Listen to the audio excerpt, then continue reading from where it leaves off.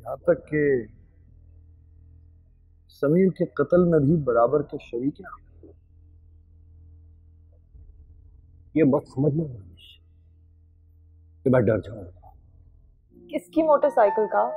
उस बैडमैन की जिसने पापा और नाना को मारा था। क्या? चंद दिन बाद तुम्हें नौकरी मिल जाएगी कोई? नहीं, मगर हमारा खोया हुआ हमें सब कुछ वापस मिल जाएगा। मुझे यकीन है अपने रब पर और खुद पर। आलिया चुप कर, खाना खाओ। अब खा लो, चलो। प्रॉमिस ना, शाम को मंगा दूंगी, ठीक है? अच्छा वाला खाना। चलिए अब खाइए।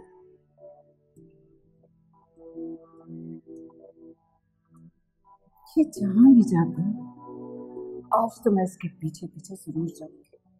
आखिर ये जाती कहाँ है? अच्छा बेटा, नानो अभी थोड़ी देर में आ रही है, घर से बाहर मत निकलना। अच्छा ओके, खाना खाओ, मैं आती हूँ।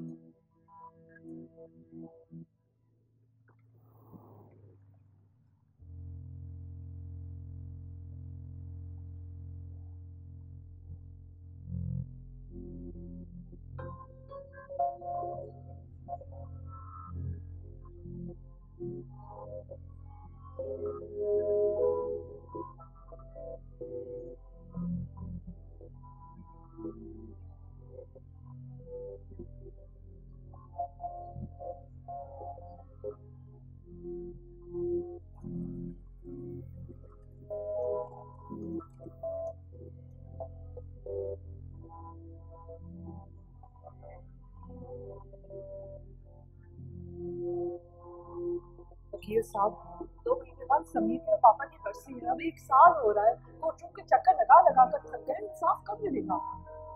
देखें आयशा बेबी, आप सब्र से करो। सब्र का फल हमेशा मीठा हो। हौसला करें।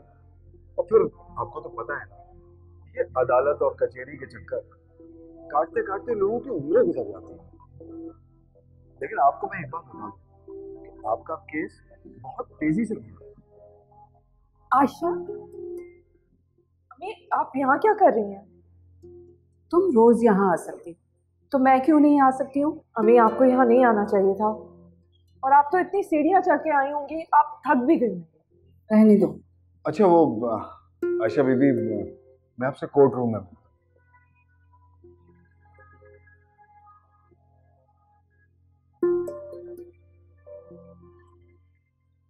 ये है तुम्हारा वकील।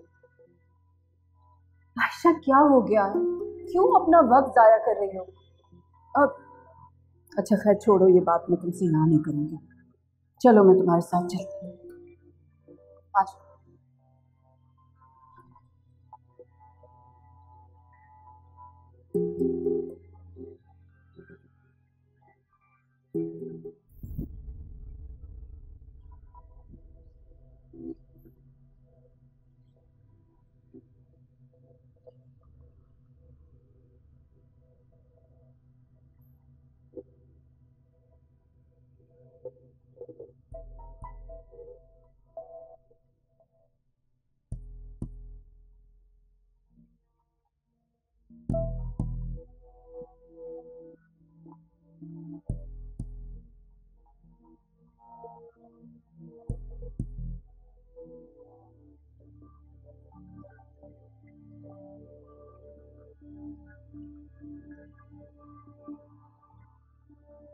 बीबी जी, आपका केस कमरा नंबर 6 में है। आप लिस्ट देखकर ऊपर चले जाइए। कमरा 6? हम अभी वहीं से तो आ रहे हैं।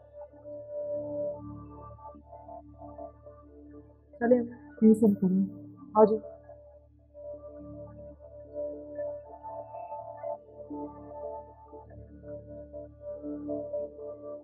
अम्मी आपको आखिर आने की क्या जरूरत थी? आप थोड़ा सा चलती हैं, आपकी तबीयत बिगड़ जाती है। वैसे भी आपने आलिया को अकेला छोड़ दिया। अरे तुम जाओ, मैं आहिस्ता आहिस्ता आ जाऊंगी।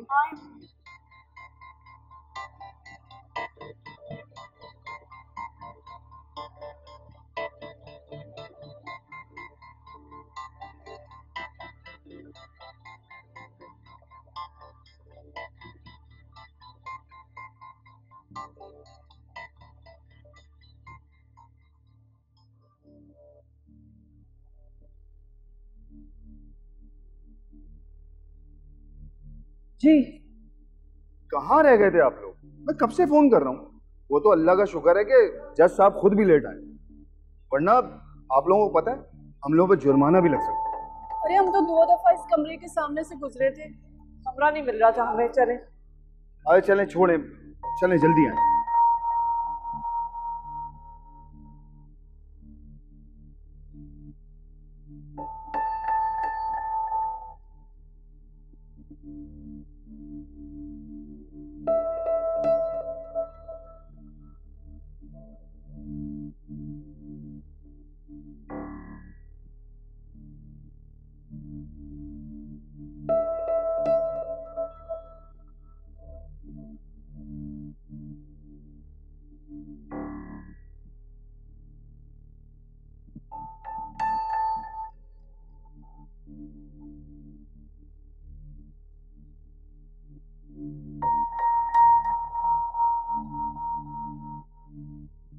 कार्रवाई शुरू की जाए।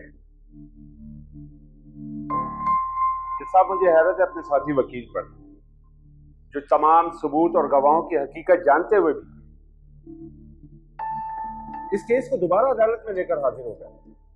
वरना मैं समझता हूं जज साहब कि जो शख्स थोड़ा सा भी कानून जानता है ना, वो ये बात समझ सकता है कि इस प्रॉपर्टी के असल हकदार मेरे क्लाइंट दानिश साहब है।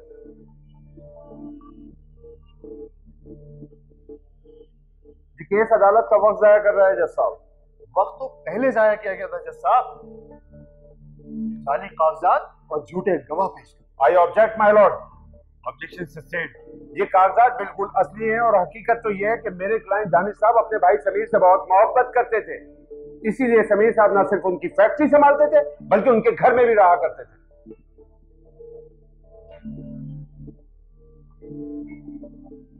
ये झूठ बोल रहे हैं जज साहब। सच क्या है वो भी सामने आ जाएगा, आप मेरी बात तो कंप्लीट होने दें।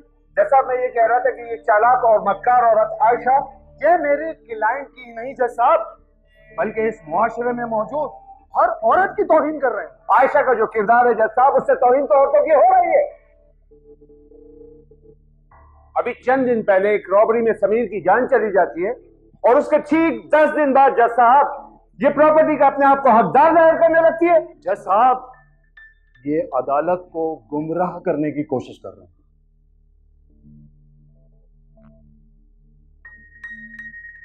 बल्कि अदालत तो वक्त जाया कर रहे हैं। हकीकत तो यह है जज साहब कि समीर अपने प्रॉपर्टी एजेंट से कुछ जरूरत से ज्यादा ही क्लोज हो गई और उसका उसने फायदा उठाते हुए दानिश के साथ मिलकर जाली कागजात बनवाए प्रॉपर्टी के और उस पर कब्जा कर लिया।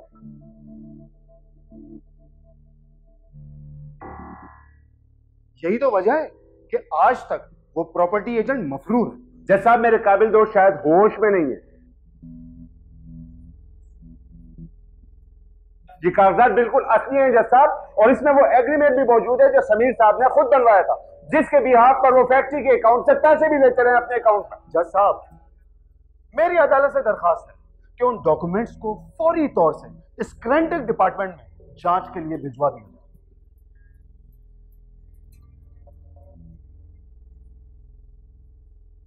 जज साहब, मेरे काबिल दोस्त घबरा चुके हैं इस वक्त।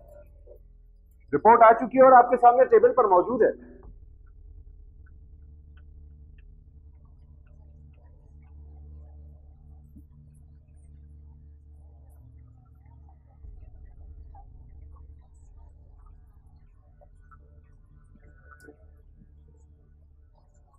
हाउ मच अफ्तार करें प्लीज।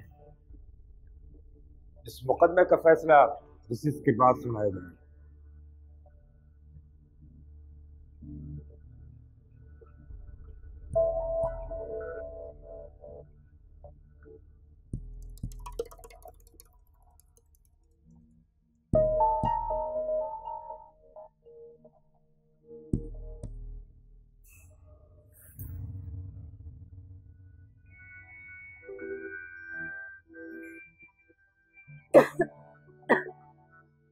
अम्मी, आप मुझे थकी हुई लग रही है, मैं आपके लिए कुछ खाने के लिए लेकर आती हूँ।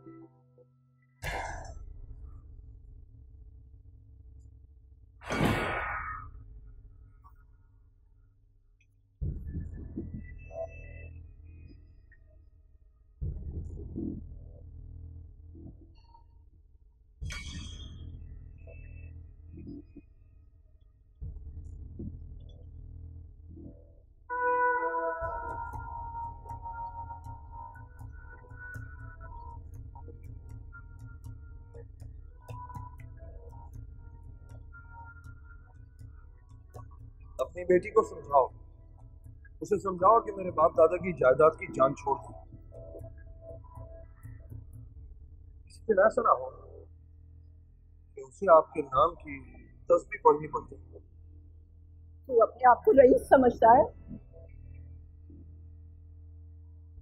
एक आदमी भी है तेरे पास ऐसा जो तेरे मरने के बाद तेरी मग़फ़िरत की दुआ करे, तेरे लिए तस्बीह पढ़े? अरे खुदा से डर बेटा, जा यहाँ से। अल्लाह का नाम लेते हुए मैं गैर जरूरी बातें पसंद नहीं करती। जाओ।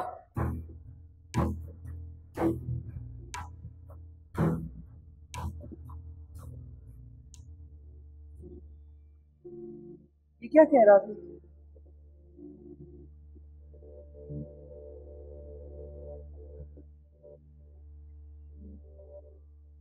कुछ नहीं, आजा चले।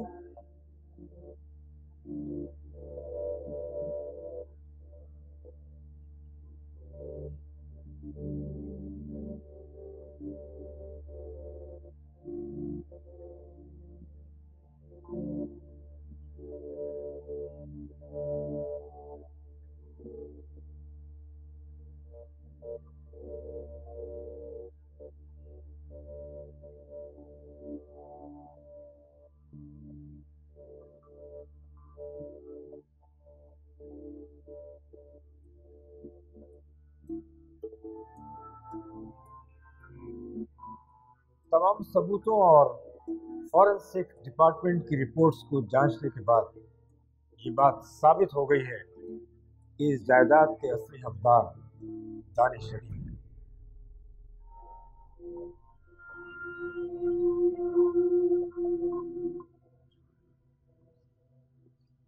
तमाम कागजात भेजी।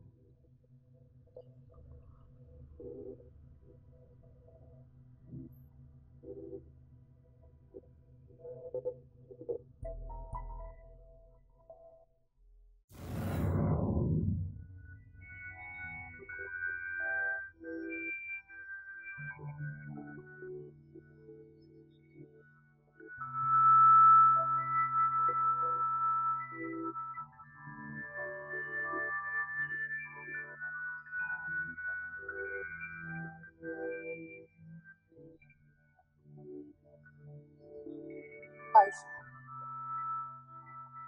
रोने से क्या होगा? वो औरतें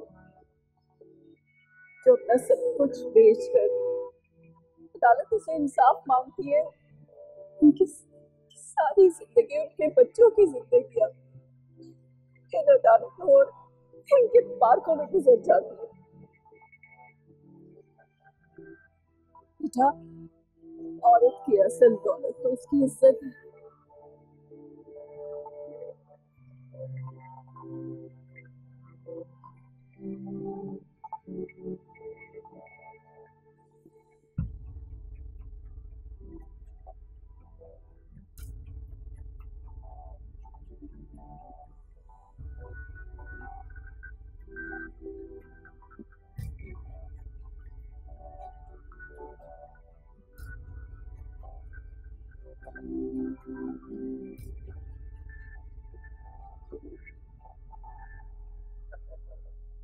₹20 लाख का चेक आके ऑफिस से ले लें। ये हमारा साथ देने की खुशी में, वरना केस तो जीत चुके। अरे बहुत शुक्रिया दानिश भाई, आपका वफादार हूँ, आपका खादिम हूँ। जब जरूरत पड़े मैं हाजिर हूँ।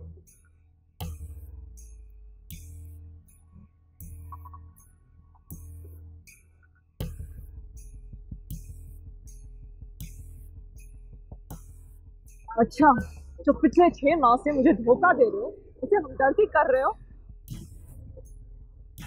तो एक वकील नहीं हो, एक दलाल हो। दूसरों का हक इंसाफ मारते हो तो छोड़ूंगी नहीं मैं तुम्हें, ये याद रखना, मैं तुम्हें नहीं छोड़ूंगी, समझे तुम? आयशा क्या कर रही हो? पागल हो गई हो तुम। जाओ, जाइए आप।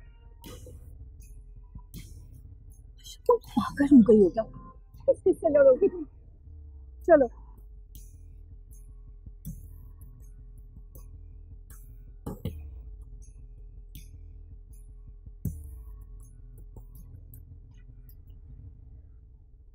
वकील साहब, उस अदालत में जितने भी मीडिया के लोग थे उन सबको बुला लें।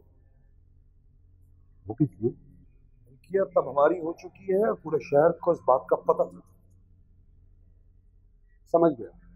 यानी अगर किसी के जहन में जरा सा भी शक है तो वो निकल जाएगा,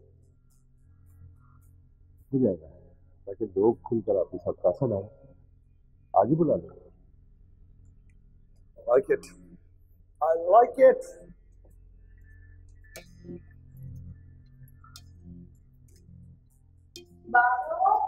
मैं देखती हूँ सर। आलिया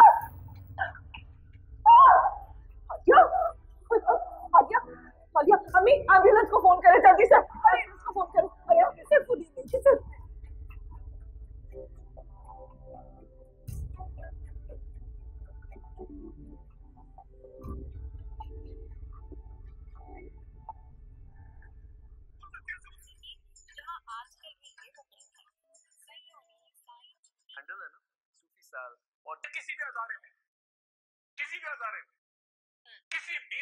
तुम्हारे डैड ने भी ना जगह जगह पंगे लिए हैं, समझ नहीं आता किस किस को समझाऊं। आखिर डैड किसके हैं ये भी तो सोचो। हाँ, यही सोच के समझा लिया था मैंने खुद को कि तुम्हारे डैड को समझाना इम्पॉसिबल है। तुम्हारी तरफ अपनी मनमानी करनी ना उन्होंने। तुम ऑफिस से कब निकलोगे? कि तुम्हें फिर भूख लगी है क्या? हाँ, पता है कुछ करने को भी नहीं है यहाँ, और टीवी भी कितना देखूंगी मैं। तुम सब बोर्ड।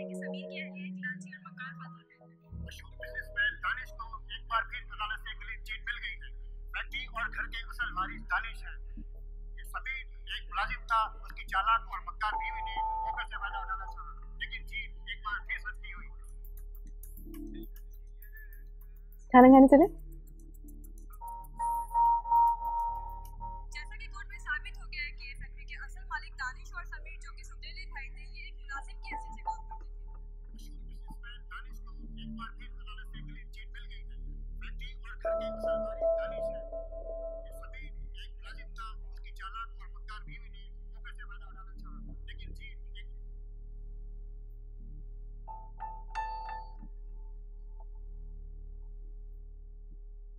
रख दो और नासिर को बुलाओ।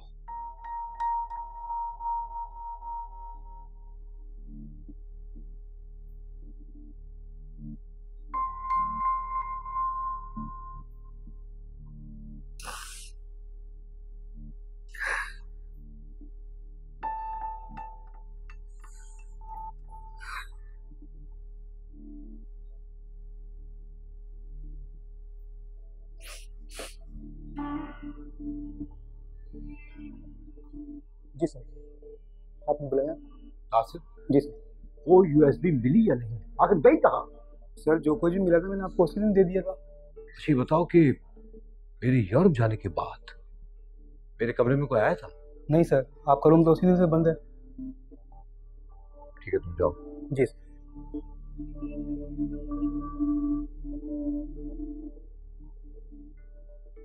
आखिर वो कहीं कहा? दानिश के खिलाफ सारे सबूत मौजूद थे उसमें।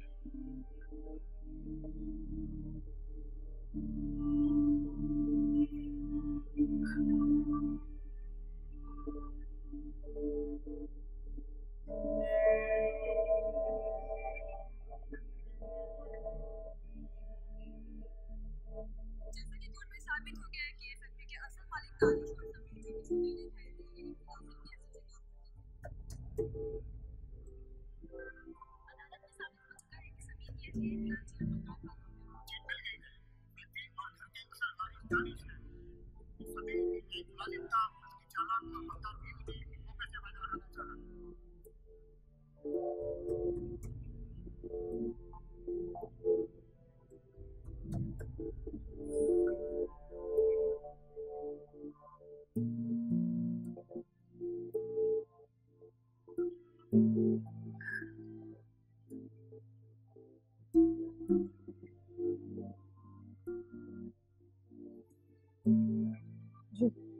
डॉक्टर साहब, आगे मेरी बेटी कैसी है अब?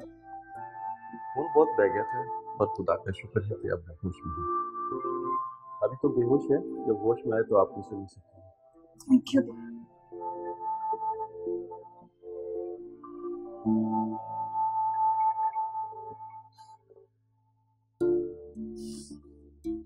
सारी गलती मेरी है। मुझे उसको अकेले घर में छोड़ के जाना ही नहीं चाहिए था। मुझे माफ कर दो।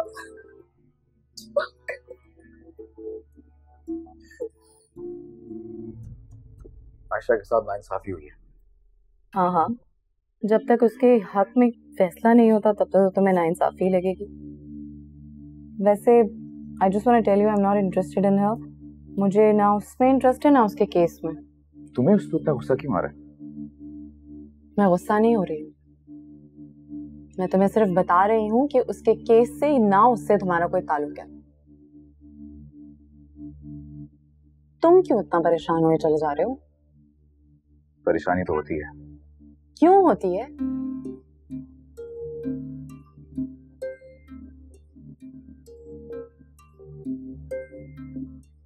क्योंकि नायला ना तो उसका कोई भाई है और ना बाप।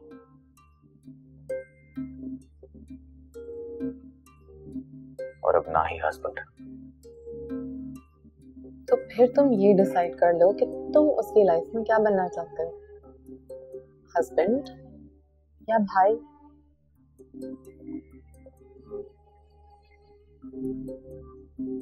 I don't want to talk about this anymore. मैं घर जा रही हूँ।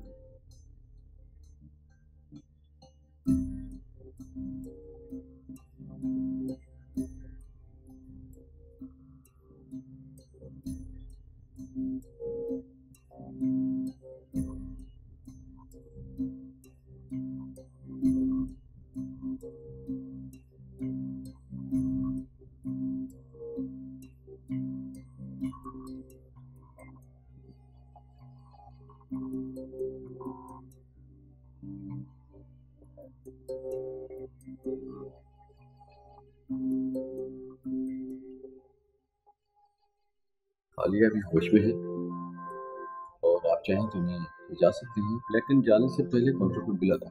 जी शुक्रिया आपका बहुत बहुत, थैंक यू। आलिया का होश आ गया, मैं देखती हूँ। आप जाए, मैं बिल पे करके आ रही हूँ।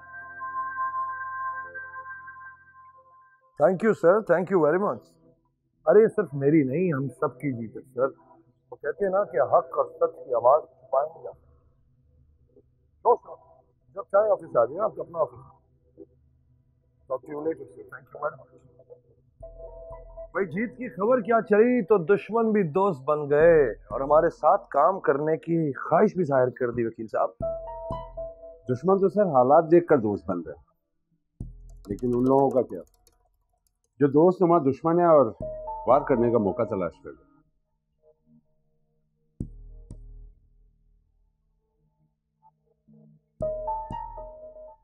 तुम्हारा इशारा कहीं नादिर अंकल की तरफ तो नहीं है वकील साहब? मैं तो कहता हूँ हाथ मिला लें उनसे। अब उनको मैं खुश कैसे करूं? फैक्ट्री तो मैं उन्हें नहीं दे सकता, पर वो अपनी बेटी का रिश्ता तो आपको दे सकते हैं ना।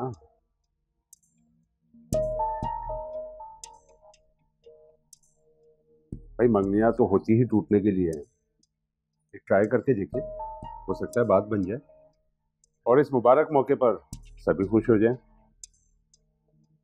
क्या तो आप ठीक रहे हैं वकील साहब, लेकिन अगर वो बुरा मान गए तो?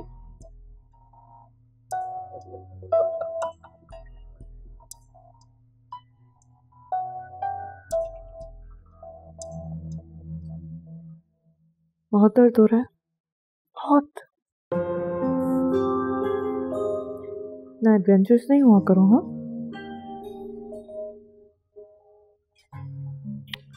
अल्लाह ने जल्दी ठीक कर देंगे, ठीक है? Smile, good girl.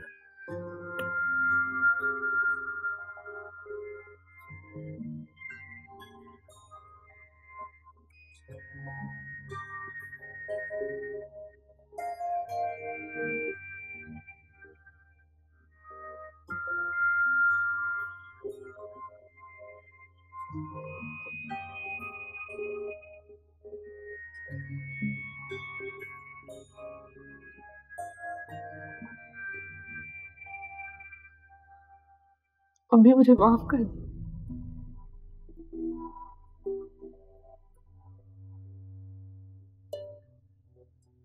मुझे लगा कि हमें इंसाफ मिलेगा,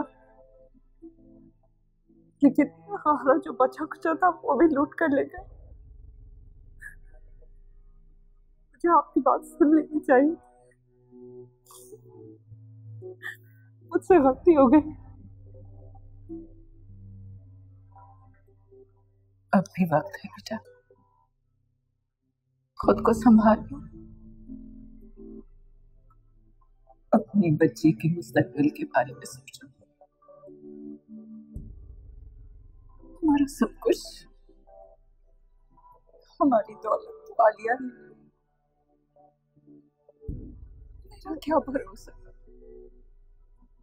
दिल की मरीज हूँ, आज हूँ कल रहूँ।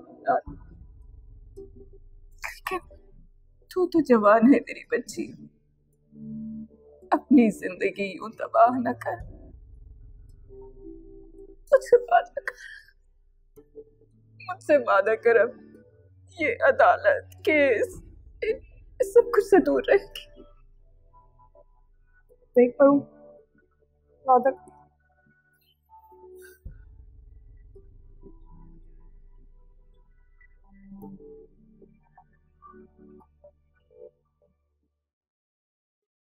नादिर भाई, आप अपनी सेहत का बहुत ख्याल रखें।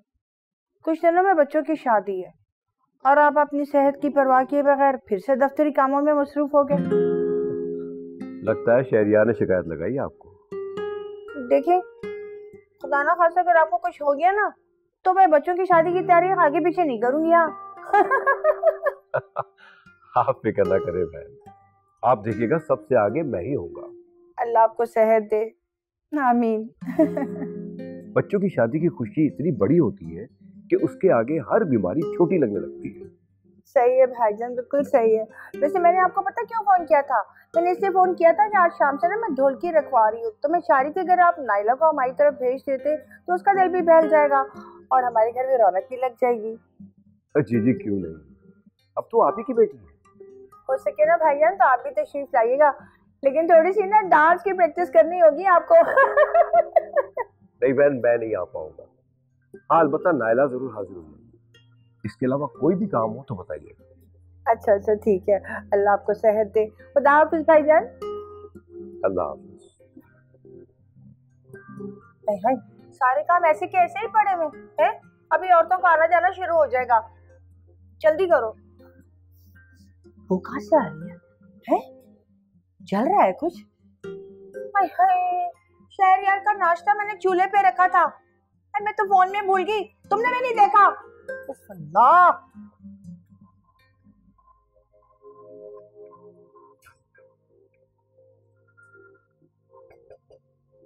अमीन, अस्सलाम वालेकुम जी, मैंने आपसे फोन पे बात की थी, वो मैं जी बैठे तशरीफ रखें।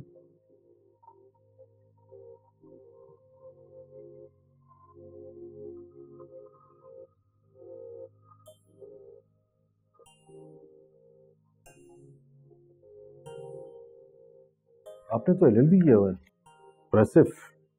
जी। आपको हमारे पास आने की क्या जरूरत थी? मेरा मतलब है कि आप अपनी फील्ड में जॉब तलाश करती हैं। दरअसल मैंने वकालत सिर्फ अपने शौक के लिए पढ़ी थी। अब ना ही मुझे ये काम करने का शौक है और ना ही करने की हिम्मत है, इसीलिए मैं आपके पास आई हूँ। देखिए, हमने जो ऐड दिया था ना वो एक रिसेप्शनिस्ट के लिए दिया था, और उसके लिए तो हमने एक लड़की हायर कर ली। सॉरी, अभी मैं आपकी कोई मदद नहीं कर सकता, प्लीज। शुक्रिया।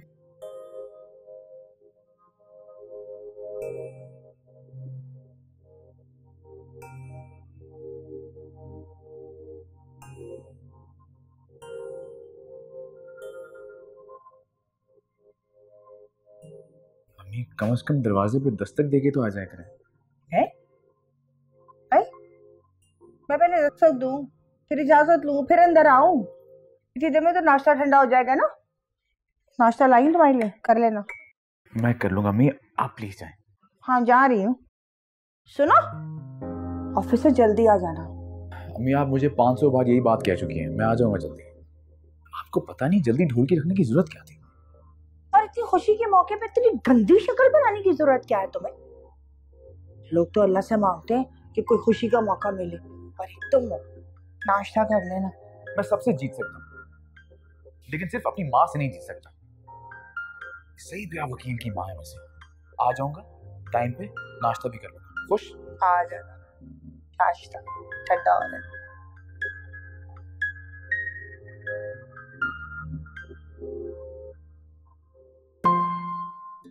ये लो भाई, आपकी फ्रेंड की बर्थडे का गिफ्ट तैयार हो गया। कितना प्यारा लग रहा है ना, देखो पेपर कितना अच्छा है। बस अब आपकी मम्मा आ जाए तो वो आपको ले जाएंगे आपके दोस्त के घर। लेकिन मम्मा कब आएंगी आपकी? अभी तक तो आई नहीं। नानो मुझसे क्यों पूछ रहे हैं? अब उन्हें फोन करके देखे ना। अरे हाँ, ये तो मैं भूल ही गई। लगता है मैं नहीं, तू मेरी नानी है। नहीं, मिलाते हैं फोन।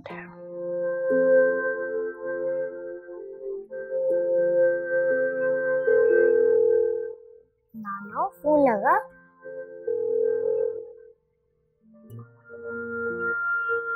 अरे क्या मुसीबत है, तुम्हारी मामा तो फोन ही नहीं उठा रही। लगता है तुम्हारी मामा किसी ऑफिस में बैठी इंटरव्यू दे रही होगी। एक दिन आलिया की मामा बहुत बड़ी ऑफिसर बनने वाली है।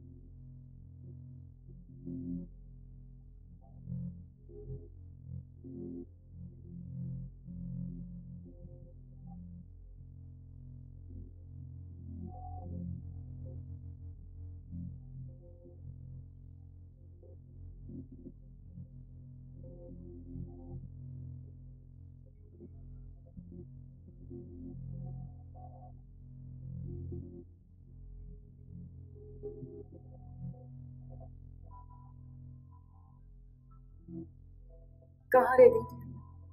तुम्हें पता है तुम फोन नहीं उठाती हो तो मैं परेशान हो जाती हूँ। मेरी तो जान ही निकल गई थी। जहाँ तुम इंटरव्यू के लिए गई थी वहां कुछ बात बनी? क्या होना था वहां पर? जिन इरादों और कॉन्फिडेंस के साथ घर से गई थी, मेरे अंदर ही टूटकर दफन हो गए। सिर्फ तुम ही नहीं, हर आम आदमी इसी चीज का शिकार है बेचारा। जानती हूँ, इसलिए तो पापा और समीर की इतनी कदर हो रही है। उनके होते हुए दुनिया कभी इतनी खुदगर्ज नहीं लगती थी। जब तुम समीर का कोई दोस्त या किसी मिलने वाले से बात क्यों नहीं करती हो? जो लोग मदद देने के वादे करते थे, आज जब उनसे फोन करके मदद मांगी, बहाने करके टाल दिया मुझे। लोग कितने खुदगर्ज होते हैं, अपना वक्त कैसे भूल जाते हैं। समीर ने उन लोगों की इतनी मदद की थी। बेटा, दुनिया में खुद गर्ज और बेवफा लोग ही हैं। बस ये बेवफा लोग जब ऊंची हैसियत वालों से मिलते हैं ना, तो अपने फायदे के लिए कुछ पल को वफादार बन जाते, और जब उनकी ऊंची हैसियत नहीं रहती तो ये भी नहीं रहते। जो भी हो जाए, तो दुनिया जैसे भी, मैं भी हार नहीं मानने वाली। अच्छा खैर, तुम मुंह हाथ धो के खाना खा लो और मुझे अपनी गाड़ी की चाबी दो। वो आलिया जिद कर कर के सो गई है, उसे अपनी फ्रेंड के घर जाना था, मैं ले जाती हूँ उसे। अम्मी गाड़ी ठीक नहीं है, मैंने मैकेनिक के पास छोड़ी है, शाम तक आ जाएगी। मैं आलिया को रिक्शे में ले जाऊंगी। मम्मा हाँ रिक्शा राइड, मैं रिक्शा चलाऊंगी। ओके मेरी गुड़िया, तुम ही रिक्शा चलाना। बेटा आप तो सो गए थे, कैसे उठ गई? बस मम्मा की आवाज से मैं रुक गई। You look like a princess। चलो जल्दी से चला, चल दे।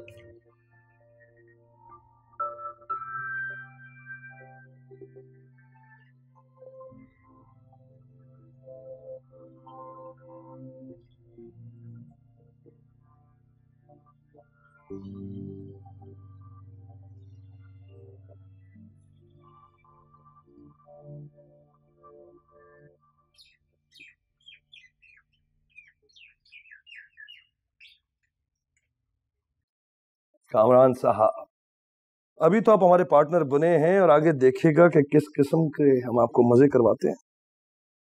दरअसल मैं मदद करने के लिए आया।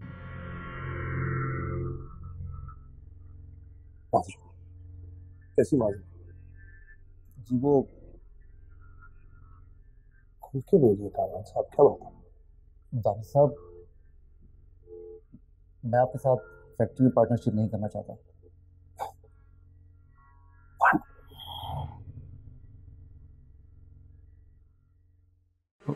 वो किस लिए? चाय पीने के लिए। जी जी जरूर, चलता हूँ। हाँ आ ही जाओ, इससे पहले कि मेरी तबीयत में मजीद सब्र है। क्या मतलब? कभी कभार मैं सोचती हूँ कि अगर मैं भी तुम्हारी तरह केयरलेस सी हो जाती फिर क्या होता, पर अब अभी मैं जिद करके तुमसे सारे काम करवा लेती हूँ।